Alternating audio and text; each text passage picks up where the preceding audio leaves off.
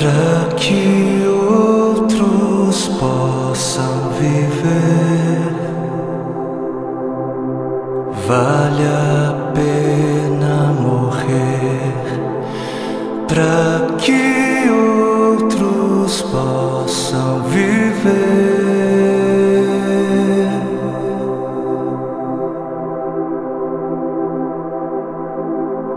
Para que outros possam sorrir. Vale a pena chorar para que outros possam viver.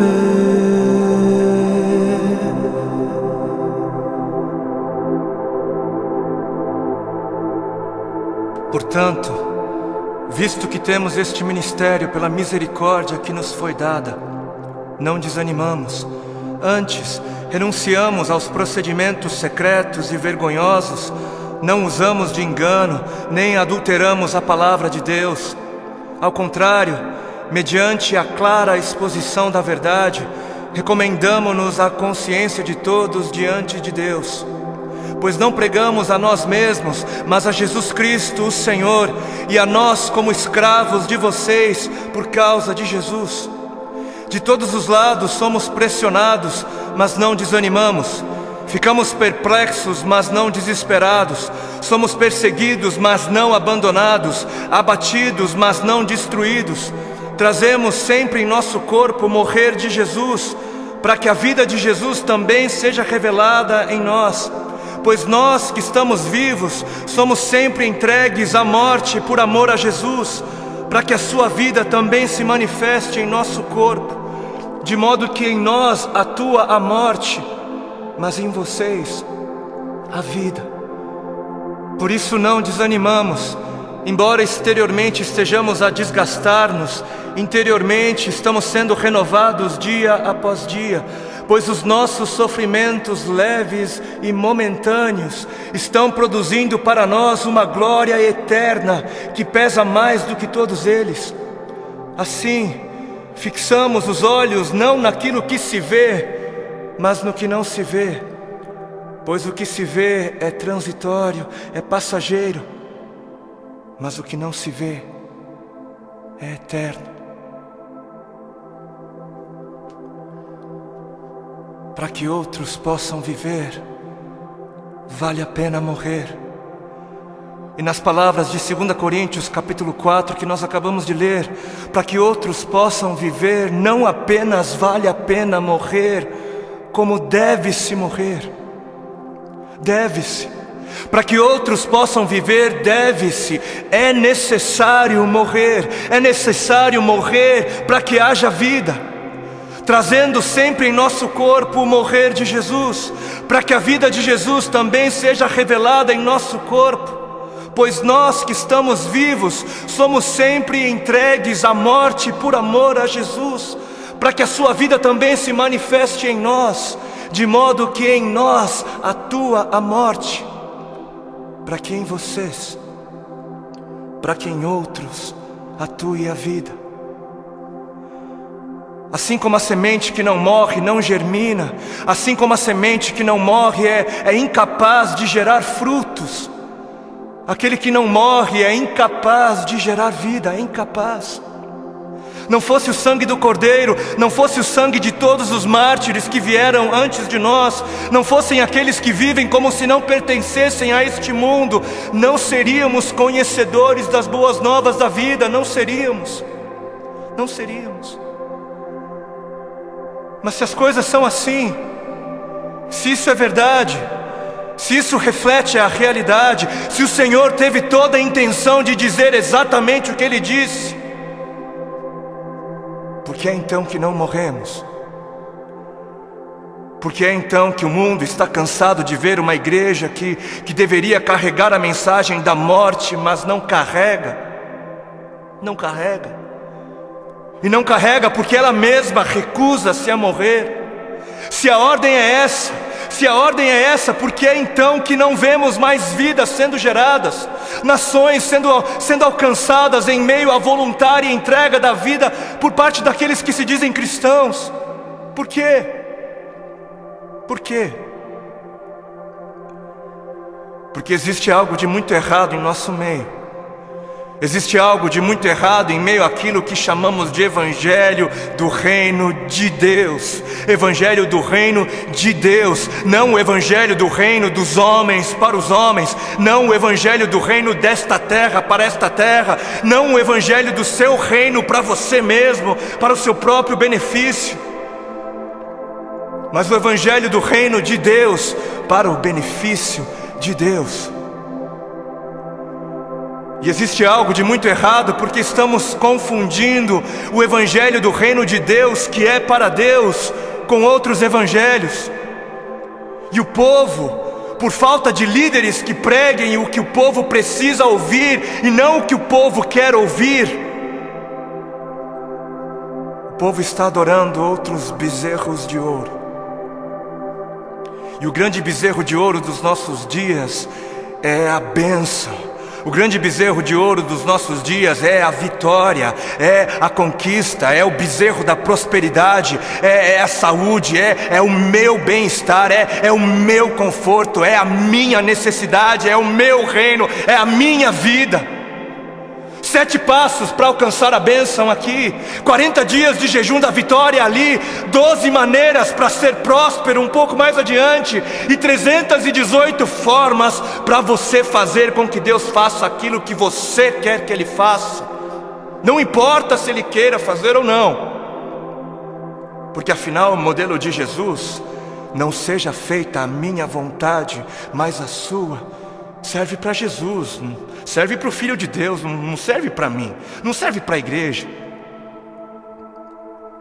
Quantos já foram a alguma campanha que dizia campanha do negue-se a si mesmo, campanha dos 3 passos para morrer, ou a campanha das 7 maneiras de amar ao seu próximo como a si mesmo, campanha de 40 dias de jejum para que eu possa carregar a minha cruz?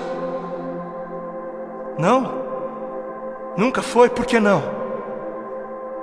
Ora, porque não é isso que é importante. Não é isso. Porque o importante é eu ter o carro do ano. Porque o importante é eu ser abençoado. O importante é eu mostrar o quão abençoado sou. Preciso mostrar. Eu preciso mostrar. Porque afinal de contas, se ando de carro importado, é porque Deus me deu, né? Deus me deu. Porque é muito óbvio que Deus está muito mais preocupado com o meu ego. Eu sou tão espiritual e abençoado que é muito óbvio para mim, e é muito óbvio só para mim, que Deus está mais preocupado em colocar dinheiro nas minhas mãos para que eu possa comprar coisas caras e tolas, do que está preocupado em colocar recursos sob os meus cuidados para que eu possa de alguma maneira aliviar a dor dos aflitos. Porque Deus é tão bom para mim, Deus é tão sábio, Ele é tão misericordioso, que Ele prefere que eu compre para mim o meu 100º par de sapatos. Ele prefere, Ele prefere que eu faça isso mais do que prefere que eu compre algumas marmitas para dar de comer às crianças de rua. Porque o importante é eu encher o meu celeiro até onde der. O importante é o meu reino, é a minha justiça. Eu trabalhei, eu suei. Não foi Deus quem me deu, não foi Deus quem me abençoou, não foi eu quem ganhei. É justo, eu trabalhei, é meu. Porque o importante é eu viver como se não houvesse morte. E Deus que me livre de pensar em morte. Coisa negativa não é de Deus. O importante é eu viver como se não houvesse morte, para que quando a minha hora chegar, eu venha morrer como alguém que nunca quis viver. Porque está escrito na palavra de Deus em Marcos, no capítulo 8 e Mateus 16. Então Jesus começou a ensinar-lhes que era necessário que o Filho do Homem sofresse muitas coisas e fosse rejeitado pelos líderes religiosos, pelos chefes dos sacerdotes e pelos mestres da lei, fosse morto e 3 dias depois ressuscitasse. Ele falou claramente a esse respeito. Então Pedro, chamando-o à parte, começou a repreendê-lo. Vejam como desde o início a igreja se escandalizou com a mensagem da morte. Jesus, porém, voltou-se, olhou para os seus discípulos e repreendeu Pedro, dizendo: arreda, Satanás, você não pensa nas coisas de Deus, mas nas coisas dos homens. Você não está de olho no reino de Deus, mas está de olho no reino dos homens. Então ele chamou a multidão e os discípulos e disse: se alguém quer vir após mim, negue-se a si mesmo, tome a sua cruz e siga-me. Se quiser, se alguém quiser.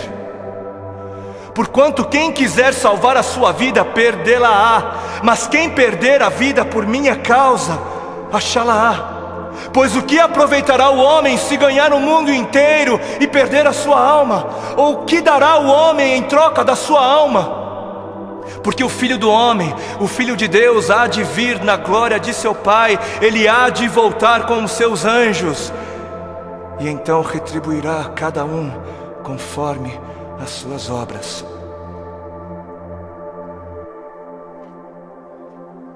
Quem fizer de tudo para garantir a sua vida neste mundo, não merecerá a vida no outro. E quem fizer de tudo para garantir a sua vida no outro mundo, perderá a sua vida neste. Perderá o controle da sua vida neste mundo. Quem viver de olho nos tesouros deste mundo, receberá somente aquilo que este mundo é capaz de dar. Mas quem viver com os olhos fixos no tesouro eterno, este receberá, este haverá de receber aquilo que a eternidade tem para dar. Entendam algo. Sabem por que existem religiosos fanáticos que se matam, que se suicidam, que dão as suas vidas para serem destruídas? Sabem por quê? Porque eles estão pensando na eternidade, eles estão de olho na eternidade. E sabe por que você se recusa a negar-se a si mesmo e entregar o controle da sua vida a Deus? Porque você está pensando demais nesta vida. E mais, sabem por que é que estes fanáticos acabam dando as suas vidas? Porque eles passaram a vida toda, a vida inteira, ouvindo de seus mestres que morrer é algo valioso. Eles passaram a vida toda ouvindo de seus mestres que morrer é algo bom, é algo nobre, é algo honroso, que morrer gera vida. Gera vida. Mas e a igreja? Mas onde está a igreja? Onde está a voz profética? Onde estão os que pregam a verdade? Onde estão os que pregam morram? Onde estão os mestres de Deus a gritarem morram? Morram, para viver morram, por amor a Cristo morram, por amar a Deus acima de tudo morram. Onde estão? Por que os missionários moravianos se vendiam como escravos para poderem pregar aos escravos? Porque alguém lhes ensinou que esta vida não vale a pena ser vivida se não for vivida para Deus. Alguém lhes havia ensinado que para que outros pudessem viver, valia a pena morrer. Enquanto muitos parecem estar fascinados demais com mestres que pregam apenas vida nesta vida, mestres que distorcem o significado de vida em abundância. Apesar disso, existem alguns remanescentes, existem ainda alguns que se recusam a se prostrar diante dos bezerros de ouro, existem ainda alguns que se permitem ser afligidos por amor a Cristo.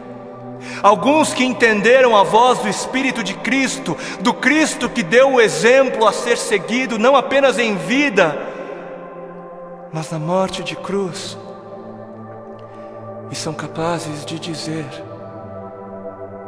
já não sou eu quem vivo, mas Cristo vive em mim. Cristo vive em mim. Amados, a vida é para os que creem, E os que creem não têm medo da morte, não devem ter medo da morte. Quem tem medo da morte não crê.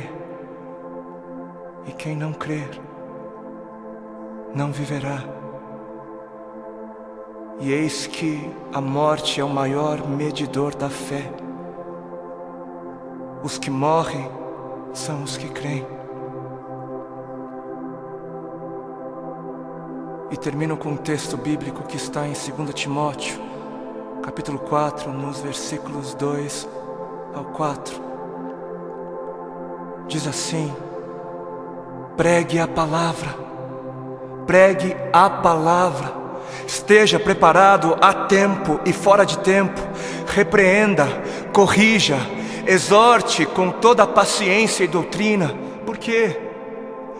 Porque chegará o tempo em que não suportarão a sã doutrina, chegará o tempo em que não suportarão os caminhos de Deus, os pensamentos de Deus. Ao contrário, sentindo coceira nos ouvidos, juntarão mestres para si mesmos, segundo as suas próprias cobiças. E estes se recusarão a dar ouvidos à verdade, se recusarão, voltando-se para as fábulas, preferindo acreditar nos mentirosos finais felizes. Que este não seja você, para a glória de Cristo Jesus. Amém.